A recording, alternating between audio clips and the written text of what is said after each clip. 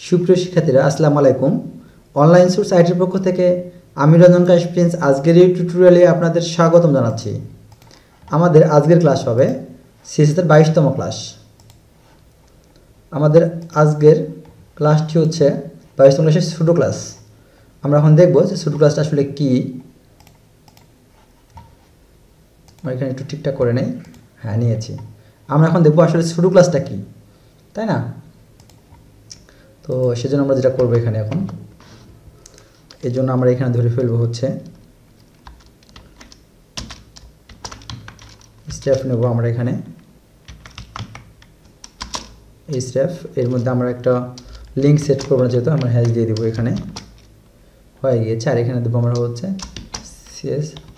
See more দিয়ে দিলাম। আচ্ছা, আমরা একটু লোকাল হোস্টটা রান করে ফেলি এখান থেকে আমাদের। হ্যাঁ, দেখেন এখানে কিন্তু সিমোরটা চলে আসে, তাই না? আচ্ছা, এখন আমরা এখানে একে ধরবো। ধরার পর এখানে আমরা হোভার দেব।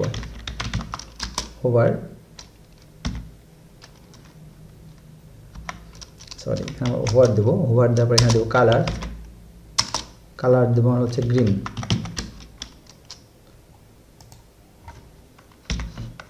সেভ দেই। আচ্ছা, এখন দেখেন এখানে আমি যখন হোভার করবো, হোভার করলে কিন্তু কালারটা আমার গ্রিন হয়ে যাচ্ছে। আচ্ছা, একটু রেড দিয়ে দিই। রেড দিলে ভালো বোঝা যাবে। রেড, এই যে ক্লিয়ার বোঝা যাচ্ছে না এবার? তাহলে আমরা এখানে কী করতেছি, যেখানে আমরা হোভার করলাম এই ক্লাসটাকে করে এখানে আমরা হচ্ছে রেড দিলাম কালার। এই যে এখানে যে হোভার করলাম এটা হচ্ছে ছোটো ক্লাস। আসলে বুঝতে পারছি। আমরা আরও ভালোভাবে ক্লিয়ার হওয়ার জন্য আমরা আরেকটু বিস্তারিত দেখবো এখন ছোটো ক্লাসটা আসলে কী। কেটে দেখলাম,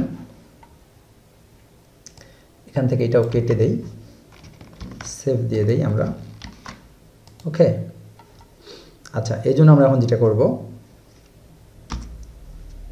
আচ্ছা তাহলে এখানে আমার কিছু ক্লাস নেই। এই 2 দেওয়ার পরে এখানে আমরা হচ্ছে এখন যেটা করব, এই টুর মাঝে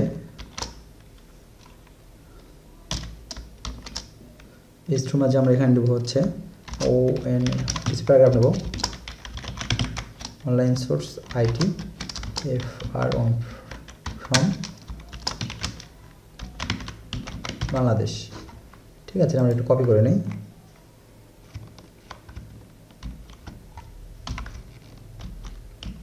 কপি করেছি আমরা। ঠিক আছে, চলে আসছে, আমরা অলরেডি দেখতে পাচ্ছি। আচ্ছা, এখন আমরা সুডোকু ব্যবহারটা দেখবো ভালোভাবে আরও। এখানে আমরা যে ক্লাসটা নিয়েছি নাম কি H2। এখানে H2 দিলাম আমরা। H2 দেওয়ার পরে এখানে তো ক্লোন দেই আমরা। এখানে দেওয়ার পরে এখানে নেব NTH চাইল্ড। এখানে আমরা সাপোজ দিলাম হচ্ছে 2। দেওয়ার পরে এখান থেকে আমরা ক্লাস ইউজ করব কালার গ্রিন। ঠিক আছে, দেখেন এখানে আমরা কি করতেছি, এখানে কিছু সংখ্যা কাজ করতেছে। এখানে একটা, যেমন আমরা বীজগণিতের অঙ্ক করি না, যখন অঙ্ক কিছু সূত্র থাকে যে A² + B² = কী হবে। তো আপনি এই সূত্রটা যেখানে ফেলাবেন এবং সূত্রের অ্যান্সার কিন্তু সেমই আসবে। কিন্তু অ্যান্সারটা কেমন হবে, A² = B² অ্যান্সার কী আসার কথা সেটাই আসবে। আপনি যে সংখ্যায় ফেলান ওখানে আপনি 1 2 দিয়ে গুণ বিয়োগ করবেন না 3 4 দিয়ে করবেন, যা দিয়ে করেন, কিন্তু সূত্র যদি ওইটা ফেলেন অ্যান্সার কিন্তু সেম ওইটা আসবে। কিন্তু A² + B² অ্যান্সার এই সূত্র আসবে। আচ্ছা, এখানে এখন দেখেন তাহলে আমরা কী করতেছি, সেমভাবে NTH দিচ্ছি আমরা। এখানে দিয়ে চাইল্ড ইউজ করতেছি, তাই না? চাইল্ড যদি আমরা 2 দেই তাহলে চাইল্ড 2 2 নম্বর আমাদের যে সারিটা আছে এটা চেঞ্জ হচ্ছে। আমরা চাইল্ড যখন 3 দেই আমরা, চাইল্ড 3 3 নম্বরটা কিন্তু আপনার হচ্ছে সেট হয়ে যাচ্ছে, কালারটা চেঞ্জ হচ্ছে। আবার যদি 4 দেই চাইল্ড, তাহলে আমাদের 4 4 নম্বরটা চেঞ্জ হচ্ছে, তাই না? চাইল্ড 1 দিয়ে দেখি আমরা একটু। চাইল্ড 1 যদি দেই, দেখেন 1 নম্বরের কালার কিন্তু চেঞ্জ হচ্ছে না? এটা হচ্ছে আমাদের সুডো ক্লাসের কাজ। যে আমরা এখানে ক্লাসটাকে ধরার পরে এখানে আমি গেলাম NTH চাইল্ড, তার মানে সেগুলো চাইল্ডের আন্ডারে আছে, চাইল্ড হিসেবে এখানে দেখা যাচ্ছে, তাই না? 1 2 3 4 করে আমাদের 4টা ক্লাস নেওয়া আছে এখানে আমাদের। এই 4টাকে আমরা একত্রিতভাবে এখানে ঠিক করতে পারতেছি। আশা করি আপনারা বুঝতে পেরেছেন। আচ্ছা, একটু আমরা কালার একটু চেঞ্জ করে দেখি। এখানে তো রেড, হ্যাঁ ঠিক আছে, কালার পরিবর্তন হচ্ছে। এখানে আমি 2 দিয়ে দেখি একটু। 2 সরাসরি চেঞ্জ হয়ে যাচ্ছে। 3 দিয়ে দেখি একটু আমি, 4, ঠিক আছে, এখানে সরাসরি আমি দেখতে পাচ্ছি। হ্যাঁ, আচ্ছা, তাহলে আর সুডো ক্লাসে আর কী কী ক্লাস আছে আমরা এগুলো একটু বিস্তারিত দেখি, যেহেতু যে ক্লাসটা করতেছি আমরা এই ক্লাসে বিস্তারিত আসলে শেখা দরকার সকলের আমাদের।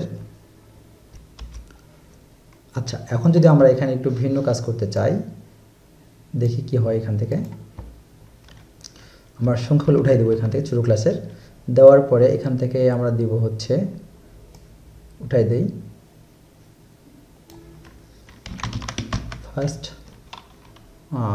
ফার্স্ট চাইল্ড দিয়ে দেখি আমরা একটু কি আসে আমাদের। দেখেন, যখন ফার্স্ট চাইল্ড দিচ্ছি তখন আমাদের এখানে প্রথমের কালারটা অবশ্যই হয়েছে, প্রথম যেটা আছে এখানে তো লাস্ট দিই আমরা একটু,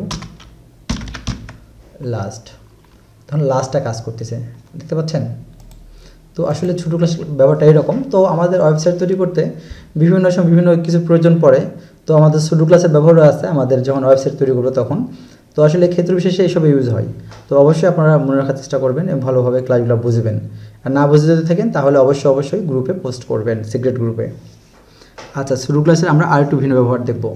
তো এইটা তো বুঝতে পারছেন তাই না, যে এখানে ক্লাস ধরার পরে যখন আমরা লাস্ট চাইল্ড দিচ্ছি তখন লাস্টের যে আমাদের ক্লাসটা সেটা কালার হচ্ছে, এবং যখন আমরা হচ্ছে ফার্স্ট চাইল্ড দিচ্ছি তখন আমাদের প্রথমেটা কালার হচ্ছে।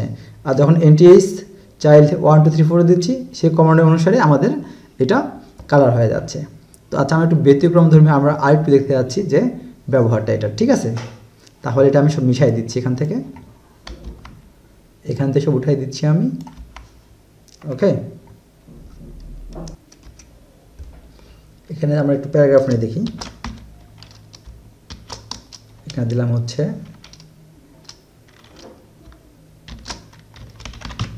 অনলাইন আইটি, ঠিক আছে। আচ্ছা, এখানে দিলাম, ডবল করে নিলাম, ট্রিপল করে নিলাম। নেওয়ার পরে এখানে আমরা আমার সিএসএসে কি ইউজ করব সেটা একটু দেখি। কি তখন দেওয়ার পরে ফার্স্ট স্টাইল যে দেখি, ফার্স্ট স্টাইল অটো সাজেস্ট করতেছে আমাদেরকে। ফার্স্ট স্টাইল দেওয়ার পরে এখানে আমাদের প্রপার্টিগুলো ইউজ করতে হবে। কালার পিঙ্ক,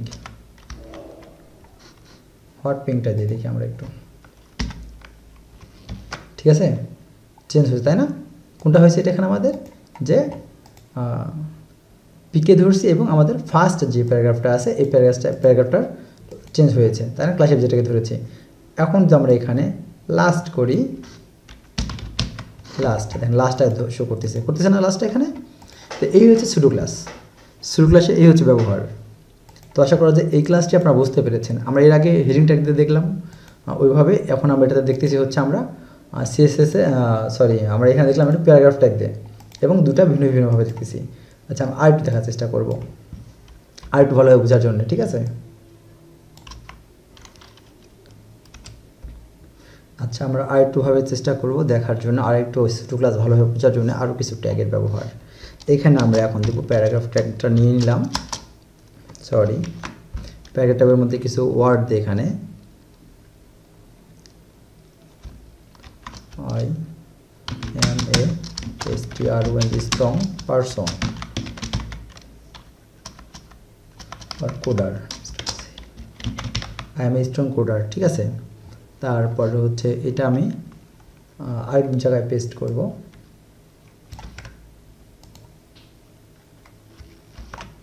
ঠিক আছে, এখন স্ট্রং এর এখানে আমি এখানে ইতালিক ট্যাগটা ইউজ করব।